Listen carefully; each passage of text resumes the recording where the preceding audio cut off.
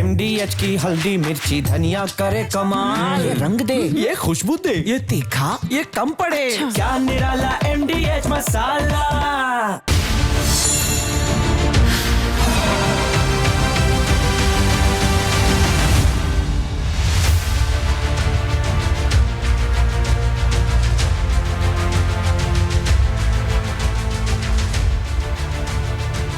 नमस्कार, मैं हूं विवेक और आप देख रहे हैं राष्ट्र सर्वोपरि। वही मजबूत जोड़ जो हमें और आपको जोड़ता है, जो जोड़ने की सीख देता है, जो बताता है हम एक हैं, जो बताता है कि हमारी एकता ही राष्ट्र के सर्वोपरि होने की सबसे बड़ी वजह है, और जो बताता है कि राष्ट्र की सेवा से बढ़कर कोई धर्म नहीं। आज फिर हम और आप एक साथ राष्ट्र सर्वोपरि के उद्घोष के साथ, एकता के साथ रहने, एकता को गढ़ने और एकता के मंत्र को जन जन तक धड़काने आए। आज हम बात करने वाले हैं देश में पनप रहे उस आतंकवाद की जो ठीक आपके करीब है, आपके शहर में पल रहा है। और फिर आपको बताएंगे महाकाल के दरबार में लैंड जिहादियों की उस साजिश की जो महाकाल के मोहन को चुनौती दे रहा था। और फिर बात होगी राहुल गांधी की उस नासमझी की जो सुरक्षा के नियमों से खिलवाड़ करते हैं। तो आइए शुरू करते हैं राष्ट्र सर्वोपरि। भारत के खिलाफ खतरनाक मंसूबा पाले वैसे लोगों की बात जो इस राष्ट्र की मिट्टी में बारूद की मिलावट चाहते हैं। वो भारत की हवा को बारूद की गंध से भर देना चाहते हैं। वो इंसानियत को हैवानियत की झलक दिखाना चाहते हैं। उन्हें किसी भी धर्म से मतलब नहीं, उन्हें ज्यादा मतलब है इंसानियत के खात्मे से, धार्मिक कट्टरता से, उन्माद से, उस सोच से कि रोजाना किसी ना किसी नापाक प्लानिंग को भारत में अंजाम दिया जाए, भारत को दहलाया जाए। हम बताने जा रहे हैं छुपे हुए ऐसे कई नासूरों के बारे में जो गजवाए हिंद और पैन इंडिया टेरर नेटवर्क का खाका तैयार कर रहे थे। लेकिन गर्व है हमें भारत की एजेंसियों पर जिन्होंने ऐसे देशद्रोहियों को ढूंढ निकाला और अब पूरे नेटवर्क का कोड डिकोड किया जा रहा है।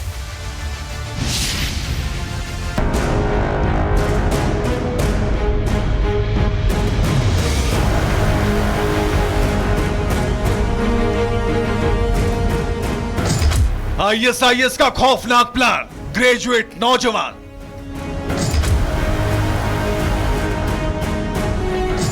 इंग्लिश से ऑनर्स, बम बनाने में एक्सपर्ट।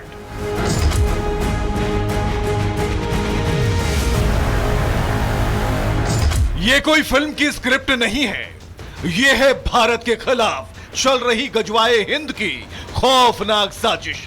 और इसका मास्टरमाइंड कोई अनपढ़ मौलवी नहीं, बल्कि इंग्लिश ऑनर्स का स्टूडेंट, बम बनाने में एक्सपर्ट और ISIS का पैरेलल कमांडर दानिश है।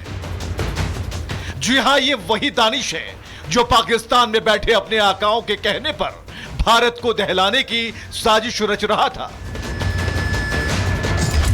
एक पाक परस्त आतंकी गजवाए हिंद के नाम पर भारत में स्लीपर सेल्स का जाल बिछा रहा था और प्लान था pan India terror network.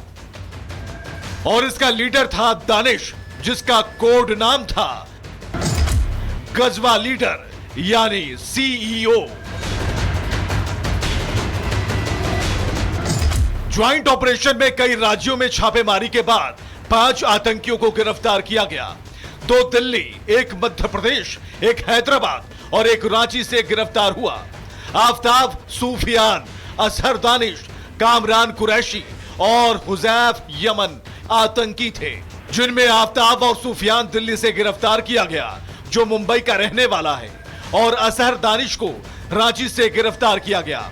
Madhya Pradesh के कामरान कुरैशी को गिरफ्तार किया गया है और इसके ठिकाने से IED बनाने का सामान और हथियार बरामद किए गए। दिल्ली से जिन 2 आफ्ताब और सूफियान को गिरफ्तार किया गया, उनकी मुंबई की लोकेशन पर जब रेड डाली गई तो आईईडी बनाने का जो मटेरियल है वो वहां से रिकवर किया गया। रांची में जब रेड डाली गई तो दानिश को गिरफ्तार किया गया और उसके पास से भी आईईडी बनाने का मटेरियल रिकवर किया गया। और यही कारण है कि 3 आतंकियों के पास से आईईडी बनाने के मटेरियल रिकवर होने के बाद स्पेशल सेल इस और आशंका जता रही है कि देश में एक सिलसिलेवार तरीके से बम धमाके करने की इनकी पूरी कॉन्स्पिरेसी थी, पूरी साजिश थी। ये पैन इंडिया टेरर मॉड्यूल के आतंकी न केवल तकनीकी रूप से बेहद काबिल थे, बल्कि अपने मिशन को एक कॉर्पोरेट मॉडल की तरह चला रहे थे। इस पूरे मॉड्यूल का लीडर दानिश इंग्लिश ऑनर्स में पोस्ट ग्रेजुएट है और केमिकल बम बनाने में एक्सपर्ट माना जाता है। पढ़े लिखे ग्रेजुएट, इंग्लिश से ऑनर्स, लेकिन दिमाग में सिर्फ एक ही एजेंडा, भारत को जलाना, आतंक की आग में झोंकना। पांचों में एक बात कॉमन है कि ये आईएस से जुड़े हुए थे, उसकी आइडियोलॉजी को फॉलो कर रहे थे। इनसे ये भी पता लगा कि विदेश में बैठा इनका हैंडलर लगातार इनके संपर्क में था। इनको आईडी बनाने की जो ट्रेनिंग है वो ऑनलाइन दी गई थी। ये भी जानकारी मिल रही है कि आईडी मटेरियल भी एक खास शख्स द्वारा इनकी लोकेशंस पर पहुंचाया गया। इन आतंकियों के टारगेट पर थे railway station, bus stop, mall, बाजार और भीड़ भाड़, यानी हिंदुस्तान की रग रग को दहलाने की साजिश इन्होंने कर रखी थी। सिर्फ इतना ही नहीं, टेरर मॉड्यूल को एक कंपनी की तरह ऑपरेट किया जा रहा था, जिसमें टास्किंग के हिसाब से कोई फंडिंग का मास्टर था तो कोई हथियारों का सप्लायर, कोई आतंकी सोशल मीडिया से ब्रेन वॉश एक्सपर्ट था तो दानिश बम बनाने में expert. Kamran Qureshi social media platform के सहारे पाकिस्तान के हैंडलर से संपर्क में था और वहीं से भर्तियां कर रहा था।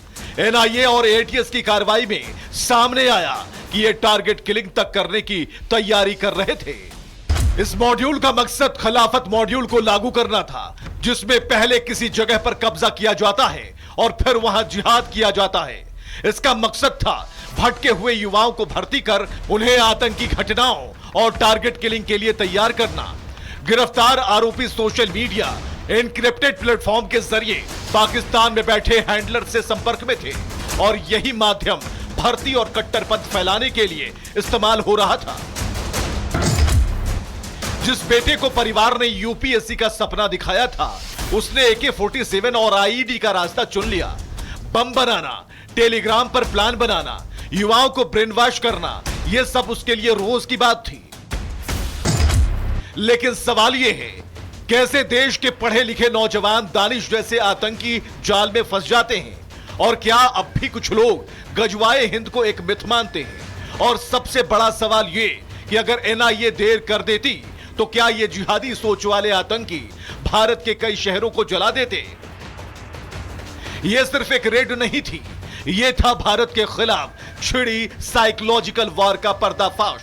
और आज ये दानिश है, कल कोई और होगा, लेकिन जब तक भारत की मिट्टी में जवानों का लहू बहता रहेगा, तब तक हर गजवा का अंत सिर्फ भारत की जीत से होगा। तो आपने देखा कि ऑपरेशन त्रिशूल अपना काम कर रहा है। दहशतगर्दों के स्लीपर सेल पकड़े जा रहे हैं, वहीं अब अवैध कब्जाधारियों पर शिकंजा शुरू हो गया है। राष्ट्र की रक्षा करना केवल सेना की जिम्मेदारी नहीं होती, बल्कि उस भारी जिम्मेदारी के साथ हमारी और आपकी ईमानदार सोच भी रहनी चाहिए। उज्जैन में महाकाल के दरबार के बाहर अतिक्रमण और कब्जे का खेल चल रहा था। सरकारी लीज की मियाद पूरी हो चुकी थी, लेकिन बेईमानी इस कदर हावी थी कि ना पहले की सरकारों ने खोज खबर ली और ना ही किसी ने ईमानदारी दिखाई। चल रहा था सब महाकाल के भरोसे। लेकिन सरकार में मुख्यमंत्री मोहन यादव ने महाकाल के दर्शन ही नहीं किए, बल्कि उस असामान्य से दिखने वाले कब्जे पर गंभीरता दिखाई, जांच करवाई और अब बुलडोजर का पंजा उसे विस्तार दे रहा है।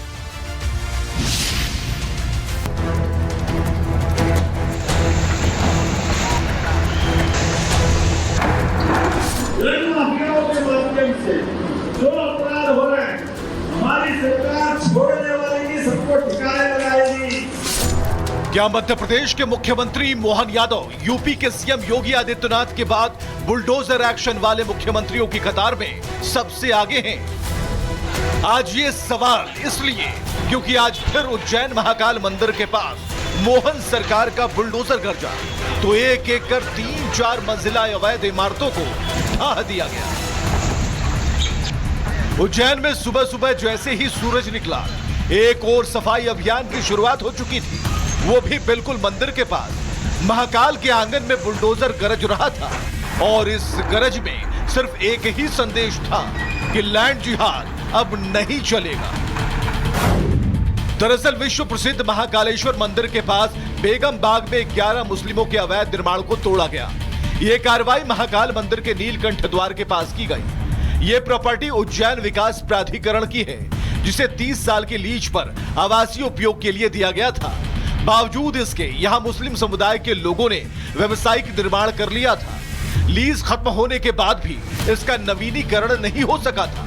जब उज्जैन विकास प्राधिकरण ने नोटिस दिए तो कब्जा गैंग कोर्ट पहुंच गया, लेकिन लोअर कोर्ट, हाई कोर्ट और सुप्रीम कोर्ट से स्टे खारिज होने के बाद मोहन सरकार का बुलडोजर गरजने लगा। ये जो योजना है वो हरिफाटक आवासीय योजना है, जो विकास प्राधिकरण के द्वारा लगभग 40 वर्ष पूर्व लाई गई थी। पूर्णतः आवासीय योजना है, परंतु पूर्व में जो फ्रंट रो है इसमें 28 लोगों ने आवासीय की जगह पर व्यावसायिक गतिविधियां और साथ ही जो भूखंड थे उसके मल्टीपल डिवीजन, ऐसे कई सारी शर्तों का उल्लंघन किया। आज पुलिस प्रशासन, जिला प्रशासन और नगर निगम की उपस्थिति में सभी जो 11 अतिक्रमण को हटाया जा रहा है और हटाने के पश्चात विकास प्राधिकरण के द्वारा पुनः उन भूखंडों पर कब्जा प्राप्त किया जाएगा। मध्य प्रदेश में कब्जा गैंग का टाइम अब खत्म हो गया है और ये कोई आम बुलडोजर नहीं, ये बुलडोजर मोहन सरकार की अल्टीमेट वार्निंग सिस्टम है। इसके निशाने पर वो कब्जा गैंग था जो मंदिर की छाया में छुपकर अपनी साजिशें चला रहा था। ये कोई पहली बार नहीं है कि एमपी की मोहन सरकार का बुलडोजर गरजा है। इससे पहले जून में खंडवा की अवैध बस्ती साफ कर दी गई थी। उज्जैन में महाकुंभ के लिए कब्जे धारकों पर बुलडोजर चला। भोपाल में ड्रग तस्कर शाहवर मछली यासीन की कोठी ढहाई गई। आगर मालवा में बैल की जान लेने वाले आरोपियों के मकान ढाए गए। छतरपुर में अपराधी शाहजाद हाजी की 20 करोड़ की हवेली ढहाई। मोहन सरकार ने साफ कर दिया है कि जहां जिहादियों की चालें नहीं चलेंगी, जहां कब्जा गैंग को एक एक ईंट का हिसाब देना होगा, और इसका नमूना उज्जैन में देश ने देखा। मध्य प्रदेश में मोहन सरकार बुलडोजर एक्शन के मामले में यूपी की योगी सरकार से पीछे नहीं है। महाकाल मंदिर के चारों तरफ सालों से एक साइलेंट लैंड ग्रैब चल रहा था। कुछ दुकानों की आड़ में, कुछ धर्मस्थलों की आड़ में जमीन पर कब्जा हो रहा था। आस्था की आड़ में लैंड जिहाद का खुला खेल चल रहा था। लेकिन सवाल यह है कि क्या मंदिरों के पास यह सब प्लानिंग से हो रहा था? क्या यह इत्तेफाक था कि महाकाल मंदिर के आसपास ही सबसे ज्यादा अवैध निर्माण हुए? क्या यह इत्तेफाक था कुछ विशेष वर्ग के लोग ही इन जमीनों पर कब्जा कर रहे थे, या फिर यह एक प्रयोग था, लैंड जिहाद का प्रयोग? जब बुलडोजर गरजा तो जो लोग कल तक कोर्ट की धमकी दे रहे थे, कानून को ठेंगा दिखा रहे थे, वो शांत हो गए और बुलडोजर ने भी इलाके को शांत कर दिया। और अभी तो 65 में 24 बिल्डिंग को जमींदोज किया गया है, 41 बिल्डिंगों को तोड़ा जाएगा। लव जिहाद, ब्रेन वॉश, धर्मांतरण, थूक जिहाद और लैंड जिहाद का गढ़ माने जाने वाले मध्य प्रदेश अब कह रहा है अब बहुत हो चुका, अब कोई रहम नहीं होगा। मंदिर की जमीन बचानी है तो बुलडोजर को चलाना ही होगा, और ये लिबरल लॉबी की कहानियां अब नहीं चलने वाली।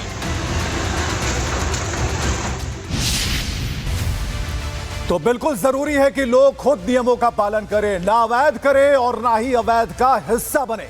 नियमों का पालन जरूरी है, चाहे आप आम हो या फिर आप खास हो।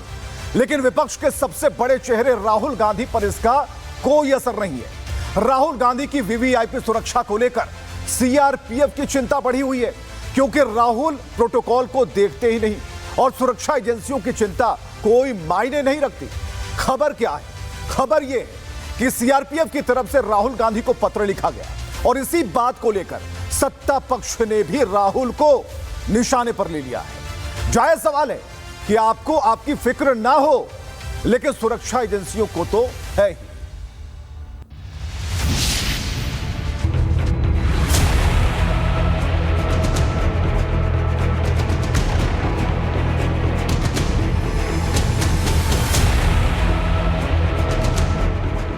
राहुल की सुरक्षा पर सीआरपीएफ की चिंता।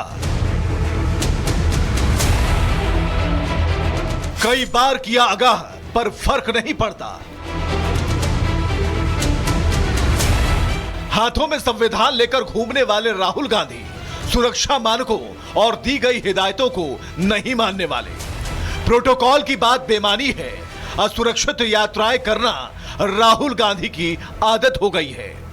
सीआरपीएफ के वीवीआईपी सिक्योरिटी के प्रमुख सुनील जून ने सुरक्षा को लेकर कांग्रेस अध्यक्ष मल्लिकार्जुन खड़गे और राहुल गांधी दोनों को पत्र लिखा है, जिसमें राहुल की असुरक्षित यात्राओं का जिक्र किया गया है। साथ ही प्रोटोकॉल का उल्लंघन करने की बात कही गई है। सीआरपीएफ ने राहुल की विदेश यात्राओं का हवाला दिया है। पूरे डाटा के साथ तारीख और विदेशी जगहों का जिक्र किया गया है। राहुल गांधी ने 9 महीने में 6 बार विदेश यात्राएं की।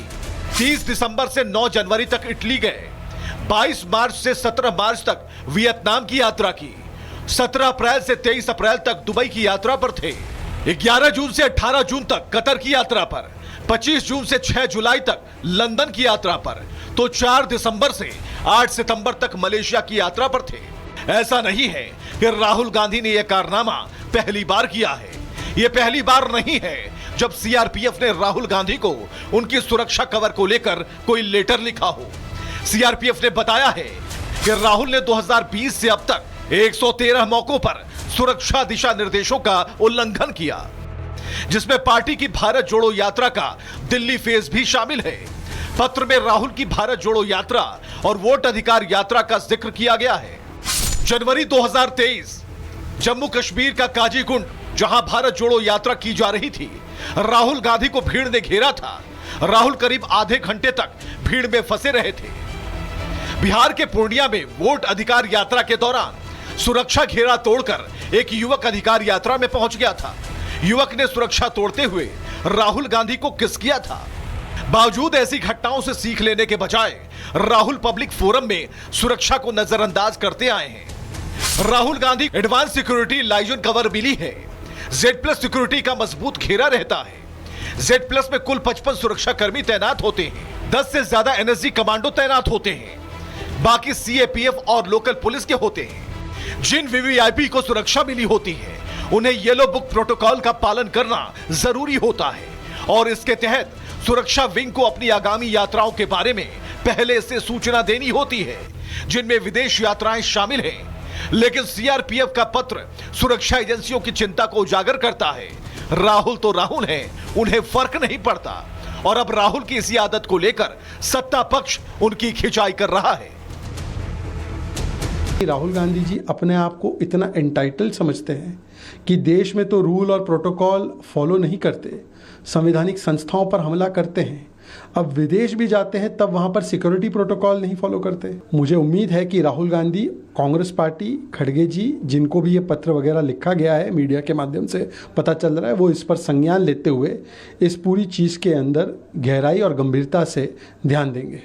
जब सुरक्षा नहीं मिलेगा तो चिल्लाएंगे कि गांधी परिवार को सुरक्षा नहीं दी जा रही है। सुरक्षा दिया जाता है तो सुरक्षा नियम का पालन नहीं करते। 9 महीना में अगर 6 बार विदेश गया है तो इसकी जांच होनी चाहिए। राहुल गांधी ने हर बार सुरक्षा प्रोटोकॉल का उल्लंघन किया।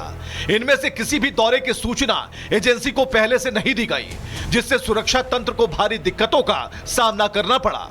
पत्र में साफ कहा गया है, अगर सुरक्षा प्रोटोकॉल का पालन नहीं किया गया तो राहुल गांधी की सुरक्षा पर खतरा बढ़ सकता है।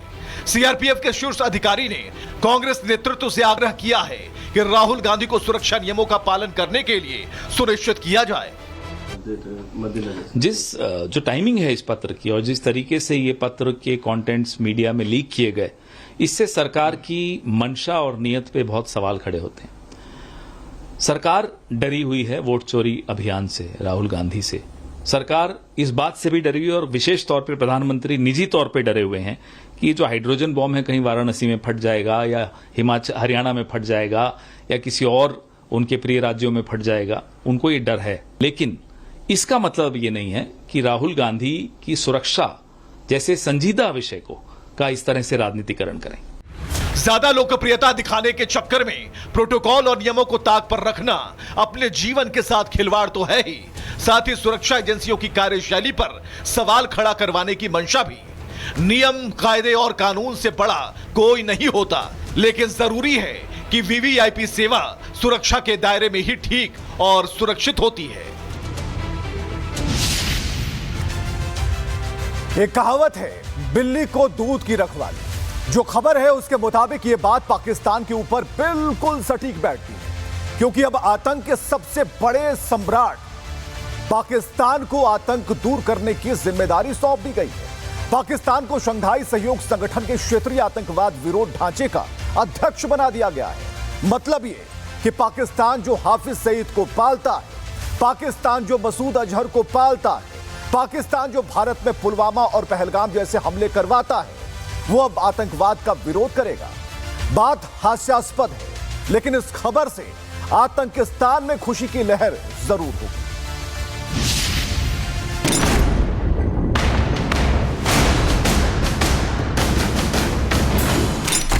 क्या पाकिस्तान आतंक से लड़ने की भूमिका निभा सकता है?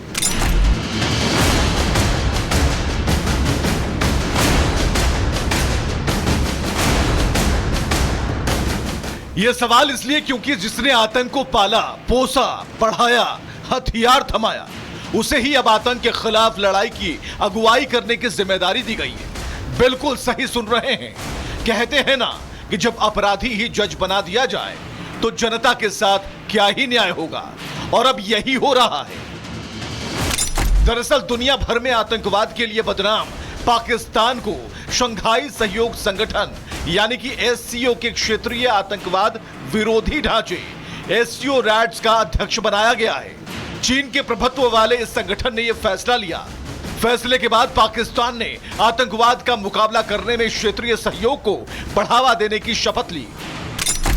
समझ रहे हैं आप, जो हाफिज सईद जैसे आतंकियों को अपने यहां शरण देता है, जो आतंकियों को हथियार मुहैया कराता है, जिसकी सेना का अध्यक्ष मुल्ला मुनीर अपनी फौज को आतंकियों की सुरक्षा में लगाता है, वही पाकिस्तान अब आतंकवाद का मुकाबला करने के लिए कसमें खा रहा है। यह क्या मजाक है या फिर अंतर्राष्ट्रीय राजनीति का एक खतरनाक प्रयोग है? यानी शंघाई सहयोग संगठन का क्षेत्रीय आतंकवाद विरोधी ढांचा जो आतंकवाद पर लगाम लगाता है, उसने ही आतंकिस्तान को उसी का अध्यक्ष बना दिया। जो पाकिस्तान आतंक को अपनी स्टेट पॉलिसी बनाए रखा है, जो पाकिस्तान हाफिज सईद, मसूद अजहर और लखवी जैसे दरिंदों को वीवीआईपी ट्रीटमेंट देता है, वो कैसे आतंक पर लगाम लगा सकता है? आईएसआई इस विश्व का सबसे खतरनाक संगठन है जो आतंकवाद को बढ़ावा देता है, और हम ये अगर उससे उम्मीद करें कि रैड्स की अध्यक्षता करते हुए पाकिस्तान इस क्षेत्र में आतंकवाद को समाप्त करेगा, तो ये बिल्कुल संभव नहीं है। आतंकवाद और पाकिस्तान के बीच ऐसा संबंध है जैसे वो एक दूसरे के बिना जी नहीं सकते, एक दूसरे के बिना सांस नहीं ले सकते। अब जरा गौर कीजिए, एससीओ रैड्स की बैठक में पहलगाम में हुए आतंकी हमले की निंदा की गई थी और भारत ने वहां सीधे और साफ शब्दों में पाकिस्तान का आतंकवाद पर सच बताया था। और जब एससीओ समिट में पीएम मोदी चीन की जमीन से पाकिस्तान की हकीकत बता रहे थे, आतंकवाद पर निशाना साध रहे थे, ऑपरेशन सिंदूर की कामयाबी का दर्शन करा रहे थे, तो दूसरे कोने में छिपा शहबाज शरीफ अपना चेहरा शर्म से छुपाए जा रहा था। भारत ने जॉइंट इंफॉर्मेशन ऑपरेशन को लीड करते हुए अल कायदा और इससे जुड़े आतंकी संगठनों से लड़ने का इनिशिएटिव किया। हमने रेडिकलाइजेशन के विरुद्ध समन्वय बढ़ाने और मिलकर कदम उठाने का भी प्रस्ताव रखा। टेरर फाइनेंसिंग के खिलाफ आवाज उठाई। इसमें मेरे समर्थन के लिए मैं आभार व्यक्त करता हूं। जब पूरी दुनिया जानती है कि पाकिस्तान में आतंकियों का गढ़ है, शहबाज शरीफ आतंकियों के पहरेदार हैं, जो खुद आतंक का स्पॉन्सर रहा है, तो सवाल यह है, अब अध्यक्ष बनकर पाकिस्तान सफेद पोश बन जाएगा? क्या पाकिस्तान अब आतंक विरोधी चेहरा बन जाएगा? क्या जिसने आतंक को पाला है वही उसकी सफाई करेगा? क्या पाक में अब लश्कर और जैश की ट्रेनिंग कैंप बंद होंगे? एससीओ को भी आज जवाब देना चाहिए कि क्या यह फैसला उसकी साख पर धब्बा नहीं है? क्या यह वही एससीओ नहीं है जो आतंक के खिलाफ साझा रणनीति की बात करता है? तो फिर ऐसे मुल्क को जो एफएटीएफ की ग्रे लिस्ट में रहा है, जो आज भी तालिबान और अलकायदा से सांठगांठ रखता है, उसे कैसे रैट्स का अध्यक्ष बना सकते हैं? एससीओ को भी समझना होगा कि आतंक के खिलाफ लड़ाई सिर्फ हथियारों से नहीं, ईमानदारी से लड़ी जाती है। पाकिस्तान के डीएनए में आतंक है। वो आज चेयरमैन बन जाए या यूएन में भाषण दे, सच नहीं बदल सकता। और जब तक भारत जैसे देश सजग रहेंगे, तब तक एससीओ हो या कोई भी मंच, भारत आतंक के खिलाफ लड़ता रहेगा।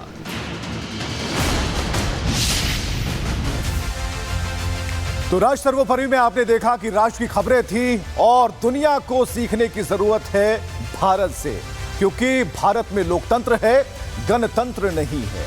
तो आज के लिए बस इतना ही। आप जहां भी रहें अपनों का ख्याल रखें, एक दूसरे को जागरूक करते रहें। शुक्रिया।